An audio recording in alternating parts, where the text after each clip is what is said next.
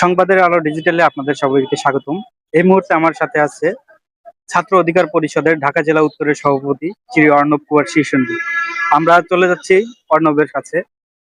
অর্ণব ভাই, ঢাকা 19 আসন থেকে আপনাদের গণ অধিকারের পক্ষ থেকে মনোনয়নপত্র জমা দেওয়া হয়েছিল এবং ইতিমধ্যে মনোনয়নপত্র বৈধ হয়েছে।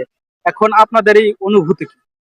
আসলে শিক্ষা অধিকার প্রগতি বাংলাদেশ ছাত্র অধিকার পরিষদের মূলনীতি পতাকাবাহী সংগঠনের পক্ষ থেকে সংগ্রামী সালাম এবং শুভেচ্ছা। আপনারা জানেন যে ত্রয়োদশ জাতীয় সংসদ নির্বাচনকে সামনে রেখে নির্বাচন কমিশন হচ্ছে আগামী 12ই ফেব্রুয়ারি সম্ভাব্য তারিখ ঘোষণা করেছে। সেই উপলক্ষে হচ্ছে আমাদের গণ অধিকার পরিষদের বিভিন্ন আসন থেকে আমরা ফাইট করতেছি।